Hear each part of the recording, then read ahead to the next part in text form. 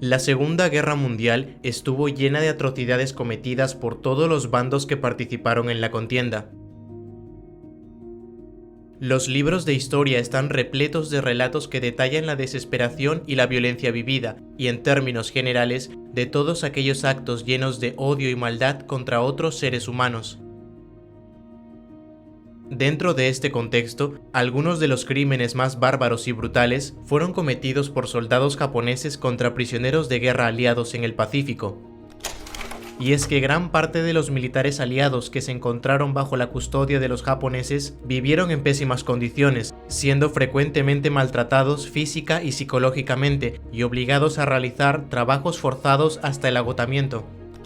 Muchos de ellos, a su vez, murieron en proyectos de construcción o en marchas de la muerte como la de Bataan en Filipinas. En esa línea, también se llevaron a cabo ejecuciones sumarias, muchas de las cuales fueron increíblemente brutales, como la de aquellos prisioneros que fueron decapitados con espadas. Sin embargo, dentro de todo este catálogo de métodos de ejecución de prisioneros de guerra, existió uno que, aunque hasta la fecha se conoce que solo se llevó a cabo en una ocasión, se constituyó como uno de los más insólitos de la Segunda Guerra Mundial, en el que un número de prisioneros aliados que fueron capturados en Indonesia fueron encerrados en canastas para cerdos para después ser arrojados vivos a los tiburones. El día de hoy, seguidores, vamos a conocer uno de los crímenes de guerra más oscuros y a la vez menos conocidos que se cometieron durante la contienda en el Pacífico. Bienvenidos a Mini Historias de Guerra.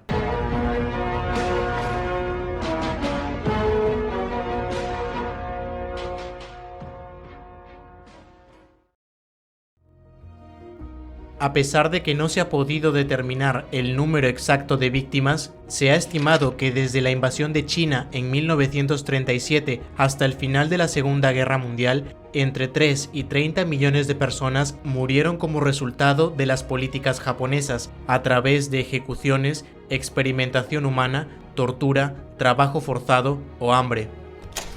Muchos confesarían sus crímenes después de la guerra, y una vez acabada esta, una larga lista de políticos y militares japoneses fueron juzgados y condenados por tribunales internacionales y nacionales, donde algunos fueron condenados a la pena capital, mientras que la mayoría de ellos o recibieron penas menores o fueron finalmente absueltos. Con todo esto sabido, vamos ahora con el tema de fondo. Dentro de los planes de expansión japonesa en el sudeste asiático, uno de los objetivos era un archipiélago de islas al sur de las Filipinas, lo que hoy se conoce como Indonesia. Durante esos años, Indonesia era conocida como las Indias Orientales Holandesas y era la principal colonia de los Países Bajos. Luego de la invasión alemana en mayo de 1940, las Indias Orientales siguieron bajo el protectorado del gobierno de los Países Bajos, ahora en el exilio, y al mismo tiempo siguieron manteniendo relaciones comerciales con Japón. Pero tras el ataque a Pearl Harbor, los Países Bajos le declararon la guerra a Japón, por lo que el gran archipiélago se preparó para una inminente invasión, la cual comenzó el 10 de enero de 1942 y terminó con la rendición neerlandesa el 8 de marzo. El dominio neerlandés en Indonesia había llegado a su fin en casi 2 meses de invasión. Durante la firma de la rendición, los comandantes británicos, australianos y estadounidenses en la isla de Java, la principal isla de Indonesia, también fueron invitados a dicho evento, donde se les prometió que el ejército japonés se acogería a los derechos vigentes en la Convención de Ginebra para sus soldados, aunque como veremos, esto no se respetó. Con la rendición firmada, vendrían 3 años y medio de ocupación japonesa de las islas, y la liberación de las mismas no se daría hasta la capitulación final de Japón en 1945. En un primer momento, la ocupación japonesa de las Indias Orientales fue recibida con entusiasmo por los indonesios y colaboraron en todo lo que pudieron con sus nuevos ocupantes, persiguiendo a los europeos restantes en las islas e informando sobre el paradero de soldados aliados ocultos. Dentro de este grupo, unos 200 soldados aliados habían huido a las colinas alrededor de Malang, una ciudad en la isla de Java, y comenzaron a formar pequeños grupos de resistencia para llevar a cabo ataques guerrilleros contra los japoneses. Sin embargo, y al poco tiempo, los soldados aliados, en su mayoría australianos, fueron presuntamente capturados por la policía militar, el Kempeitai, y fue bajo estas circunstancias que ocurrió la llamada atrocidad de la canasta de cerdo. Los hombres que habían sido capturados fueron obligados a entrar en canastas de bambú de 3 pies de largo, que los indonesios utilizaban para apilar cerdos durante el transporte al matadero o al mercado. Se afirmó que después de esto, los hombres fueron arrojados en la parte trasera de camiones militares y luego fueron conducidos por el campo hasta unas vías ferroviarias. El clima era muy caluroso y cercano a los 40 grados. Después de que llegaran a las vías, los japoneses descargaron a los soldados aliados para luego ser transportados nuevamente, esta vez en vagones abiertos hacia la costa. Mientras se acercaban a su destino final, los soldados aliados estaban sufriendo mucho por el inmenso calor y la deshidratación, sumado al dolor que causaba el estar confinado en una canasta para cerdos. Cuando finalmente llegaron a la costa de Surabaya, los japoneses los cargaron en botes de pesca y navegaron con ellos a través del estuario del río Kalimas hasta llegar a la costa, que es conocida especialmente por la alta presencia de tiburones. Lo que vendría después sería algo totalmente inhumano. Los hombres confinados en las canastas, débiles y moribundos, fueron arrojados uno por uno al océano.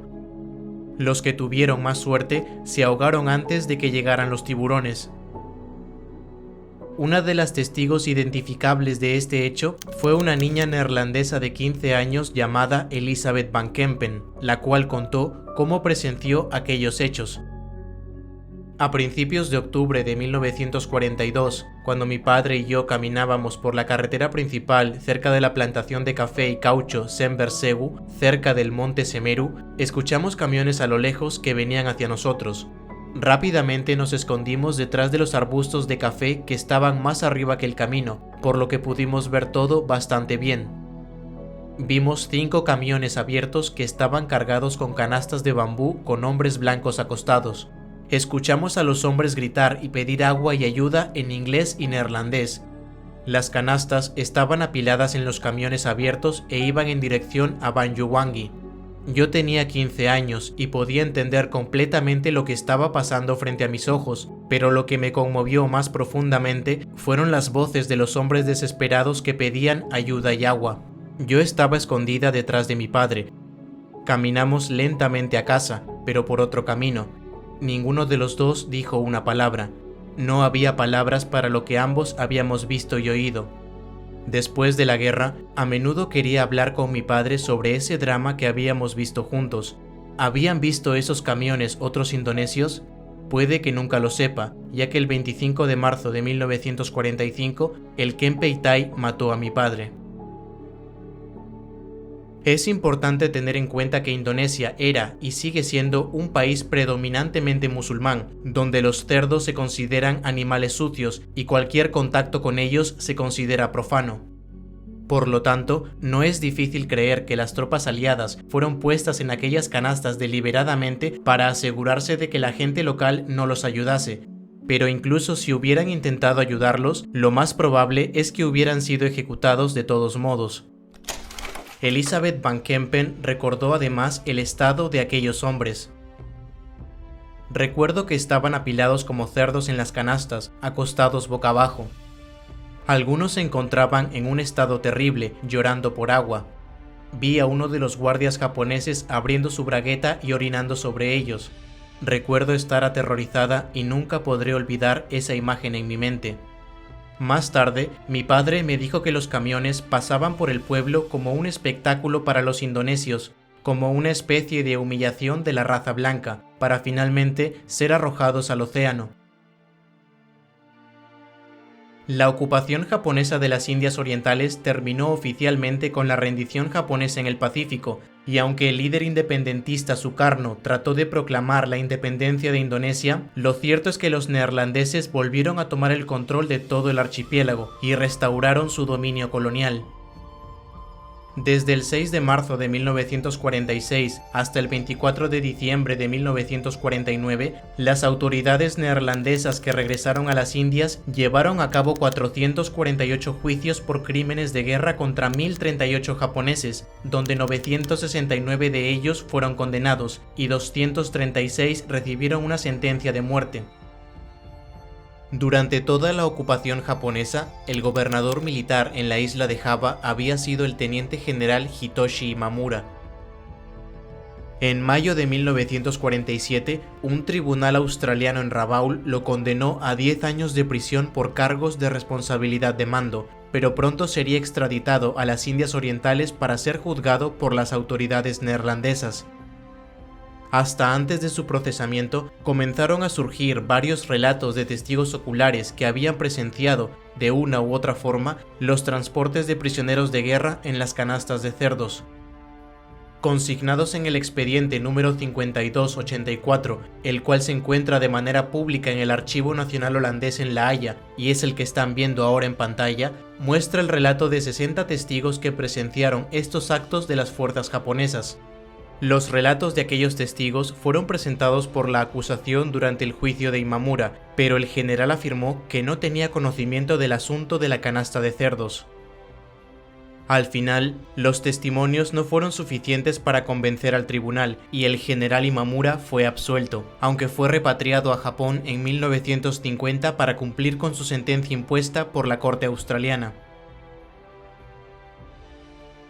La atrocidad de la canasta de cerdos es un relato aterrador de las magnitudes de sufrimiento, muerte y humillación que algunas personas estuvieron dispuestas a infligir a un enemigo. Sin duda, uno de los dramas más horrendos de aquellos oscuros años, pero que pudo ser conocido por los historiadores recién a finales del siglo pasado, ya que durante muchos años se mantuvo como un secreto a voces de quienes fueron testigos de aquellos actos.